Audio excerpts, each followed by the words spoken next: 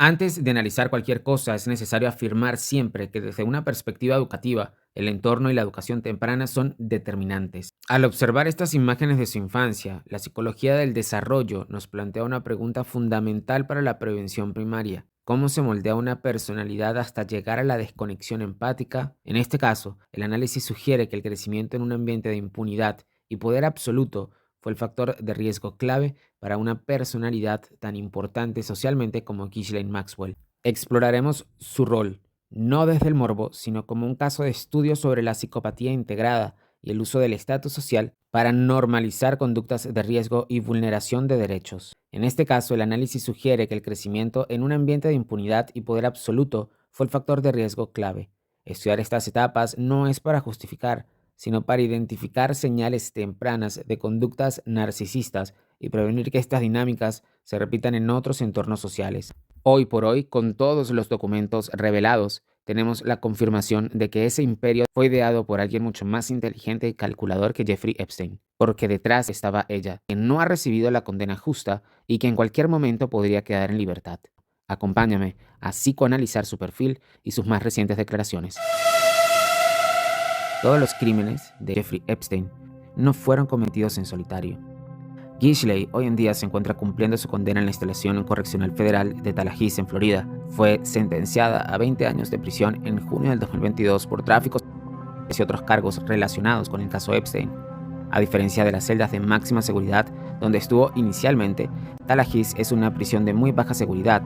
Allí trabaja, asiste a programas de rehabilitación y, según reportes de sus abogados, mantiene una rutina bastante estricta. Se reporta que está muy lúcida y hábil mentalmente. No muestra el perfil de alguien que se ha rendido. Por el contrario, dedica gran parte de su tiempo a estudiar su propio caso para las apelaciones.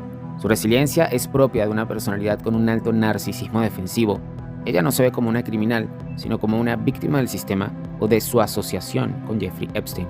A diferencia de él, que terminó solo y abandonado, Ghislaine mantiene hoy en día una red de contacto bastante activa, aunque extremadamente restringida, sobre todo con sus hermanos Ian y Kevin Maxwell, y hasta hace un tiempo atrás con Scott Borgerson, quien era su esposo secreto.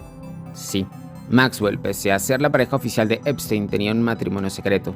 Ghislaine se casó con el empresario tecnológico Scott Borgerson en el 2016. Lo mantuvo en secreto, tan en secreto, que el público y la justicia solo se enteró tras su arresto en el 2020. La mayoría de los analistas e investigadores coinciden en que ese matrimonio no fue secreto por amor, sino por estrategia.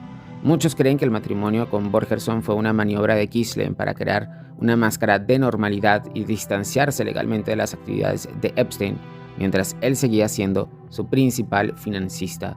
Sin embargo, también se informó que el matrimonio terminó poco después de la condena. La familia de Maxwell no era la más ejemplar y esto puede explicar muchas de sus conductas. Su padre Robert Maxwell protagonizó uno de los mayores fraudes de la historia en el Reino Unido. Tras su misteriosa muerte en 1991, con una muerte muy curiosa, pues Robert cayó de su yate, se descubrió que había robado más de 460 millones de libras de los fondos de pensiones de sus propios empleados. Algunos de sus hijos, después de su muerte, heredaron tanto parte de su patrimonio como las deudas, incluyendo Ghislaine, quien tuvo que crecer viendo cómo su padre manipulaba bancos, gobiernos y la verdad misma del dinero en Reino Unido. Para ella, el mundo no se dividía en bueno o en malo, sino en quién tenía el poder y en cómo podía mantenerlo. A diferencia de otros criminales que buscan acuerdos para reducir su pena, ella ha mantenido una postura de negación absoluta y arrogancia defensiva desde el primer día. A pesar de no confesar sus crímenes, en una entrevista reciente desde la cárcel con Talk TV, lo único que admitió es que desearía nunca haber conocido a Jeffrey Epstein. Y aquí tenemos el primer síntoma o criterio de su patología narcisista. Ella no se arrepiente del daño que le pudo haber ocasionado a las víctimas, sino que se arrepiente de su propia asociación con Jeffrey Epstein. Se observa a ella misma como una víctima más del poder de ese hombre, y esto la expulsa a un terreno mucho más macabro.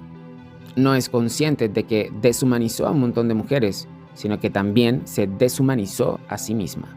En su universo de narcisismo, admitir la culpa para Maxwell es perder el último rastro de poder que le queda. Por eso, su estrategia judicial y política siempre ha sido el silencio. Lo más impactante es que las víctimas no la describen como una espectadora nada más, sino como la capataz de muchas de las jugadas de los Virginia Giuffre, la víctima quizá más popular, afirmó antes de su muerte que fue Maxwell quien la entrenó y la entregó a diferentes hombres poderosos, incluido el príncipe Andrés. Giuffre describió a Ghislaine como la persona que validaba ese abuso, diciéndole que era normal y que debía hacer feliz a Jeffrey y a sus amigos. Para ella, Maxwell era mucho más aterradora que Epstein, porque como mujer generaba una falsa sensación de seguridad inicial. Annie Farmer, otra de las víctimas, detalló cómo Maxwell participaba activamente y en ocasiones ella misma era quien iniciaba el contacto físico para romper el hielo antes de que Epstein o cualquiera de sus amigos llegara.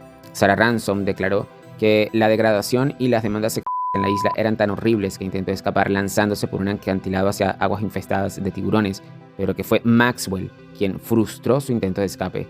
Caroline, o una de las víctimas secretas, testificó cuando apenas tenía 14 años. Caroline explicó que todo alrededor de Epstein y Maxwell giraba en torno al placer. Maxwell, además, era quien dirigía la frecuencia de los encuentros de hasta 3 veces por semana.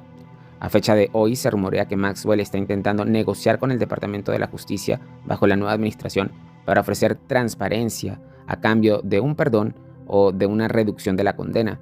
Sin embargo, las víctimas como Annie Farmer siguen luchando para que no se le dé ninguna limpieza de imagen y que se mantenga su sentencia de 20 años. Ghislaine no veía a estas niñas como seres humanos, sino como objetos de intercambio. Ella usaba su estatus para normalizar lo anormal. Maxwell era muy habilidosa académica y socialmente. Estudió en Oxford con uno de los mejores promedios de su promoción, donde se destacó por su capacidad de organización social y su persuasión. Todo lo que tenga que ver con el networking. Es decir, estudió lo que soñaba y su gran talento, lo que le abriría las puertas al universo de Epstein. Es decir, aprendió a gestionar las influencias y a persuadir psicológicamente. Se dice que Maxwell y Epstein se conocieron en una fiesta en Nueva York poco después de la muerte del papá de Ghislaine, Robert, en 1991. Para entonces, Epstein apenas era un nuevo rico con dinero de dudosa procedencia, pero sin clase ni ningún tipo de acceso a la verdadera aristocracia. Pero Ghislaine, con esa progresiva amistad, fue quien le enseñó cómo vestirse, cómo hablar y, lo más importante, a quién invitar en sus cenas. Desde mi punto de vista, Ghislaine no se enamoró nunca de Epstein. Se enamoró del poder que Epstein podía comprar, de lo que él como personaje podía representar. Ella proyectó en él quizá la figura de su padre recién fallecido. No buscaba en un principio un esposo, buscaba un socio operativo para continuar con el estilo de vida depredador al que ya estaba acostumbrada. Durante su horrible gestión, Maxwell no solo reclutaba a las jóvenes, sino que las educaba para ser abusadas, utilizando una técnica de manipulación psicológica que las víctimas llaman la normalización del horror. Maxwell solía frente a las niñas y obligarlas a verla mientras ella realizaba actividades cotidianas o incluso participar en masajes grupales. Su objetivo era borrar la barrera del poder entre ellas y también ese espacio personal. Utilizaba su figura como mujer refinada y maternal para convencer a niñas de 14 años que lo que Epstein hacía era un servicio de salud o una oportunidad educativa y afectiva. Maxwell era tan controladora que monitoreaba hasta cuánta agua bebían las víctimas para que sus cuerpos lucieran de cierta forma para Epstein. No era ninguna cómplice pasiva, al contrario, era una gestora de inventario humano. El hecho de que Maxwell obligara a las jóvenes a frente a ella para evaluar su piel o su peso era una forma de destruir el autoestima de esas niñas y también de cosificarlas, de convertirlas en objetos. Si una niña subía de peso, por ejemplo, el castigo que ellos imponían era la humillación verbal pública frente al personal de servicio. Además, llevaba con frecuencias a las chicas a la isla privada en Islas Vírgenes o al rancho de Nuevo México, sin ningún tipo de pasaporte, sin teléfonos. Siempre las llevaba a lugares rodeados de agua o de desierto para que no pudieran escapar, algo que en el mundo de la tortura blanca o de la tortura psicológica se llama indefensión aprendida. Maxwell además instaló un sistema de cámaras ocultas, no solo para chantajear a sus víctimas y empleados, sino también a sus invitados, a políticos, a celebridades y a toda clase de invitados a sus villas. Estos videos servían de chantaje por si la amistad en algún momento se fracturaba y valía más que $1.000 millones. Maxwell era la administradora de esa videoteca de secretos. Desde luego, esta técnica del chantaje también se extendió a diversas víctimas. Maxwell y Epstein llegaron a contratar investigadores privados para perseguir a esas víctimas que se habían logrado escapar y amenazarlas con publicar dichos videos y fotografías o hacer que el resto de sus familias se enteraran de los crímenes. Ghislaine Maxwell no era una mujer enamorada de un monstruo, para nada, era una empresaria del chantaje. Su principal producto y de exportación eran la vida de esas víctimas inocentes, y toda su clientela era lo más alto de la pirámide social en todo el planeta Tierra. Ella no usaba la fuerza física porque sabía que la mente era una prisión mucho más profunda. El jurado la encontró culpable de 5 de los 6 cargos en diciembre del 2021. Sin embargo, no ha pedido ningún tipo de perdón a las víctimas, no ha admitido nunca haber reclutado a menores, no ha aceptado haber participado en la red de abusos. Siempre se ha mantenido en silencio, que es un derecho tal cual como lo otorga la ley estadounidense.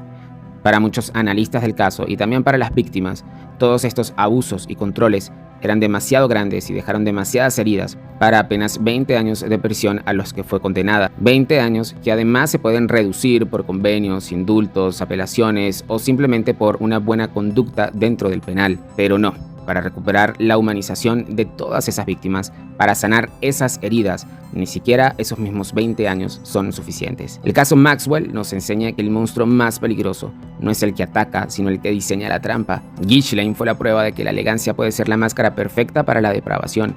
Ella está presa, pero los secretos que guardó siguen moviendo los hilos del mundo y del poder. Porque en esa cima del poder, la justicia, en la mayoría de sus veces, termina siendo un espectáculo político. Los psicólogos que han estudiado su rastro coinciden en que Ghislaine Maxwell no es una mujer enferma, sino una mujer programada. Su infancia le enseñó que las personas son objetos y su madurez le enseñó que el silencio es la única virtud. Su mente no está rota por la locura, sino por una fría y absoluta ausencia de empatía. Mientras Epstein vivía de la necesidad de validación y el exhibicionismo del poder, Maxwell vivía del control absoluto, del mantenimiento del estatus y de la lealtad a un sistema de castas. Mientras la psicología de Epstein era impulsiva porque era el dinero sucio que compraba voluntades, pero carecía de esa sutileza y habilidad social, la psicopatía de Maxwell era completamente lo contrario. Era integrada y adaptativa socialmente. El rol de Epstein era el del consumidor. Un consumidor que sin su mano derecha, Ghislaine, era simplemente un hombre rico con gustos oscuros pero aislado socialmente, mientras que Ghislaine cumplía el rol de la arquitecta social. Sin Epstein, ella era una aristócrata arruinada. En cambio, con él, se convirtió en una operadora de inteligencia social. La mayoría de los analistas coinciden en un dato inquietante. Epstein era el cliente, pero Maxwell era la dueña de ese burdel. Epstein era el nuevo rico que siempre se sintió inferior ante la élite, pero Maxwell nació en esa élite y sabía todos los vericuetos y atajos para llegar tan lejos como llegaron.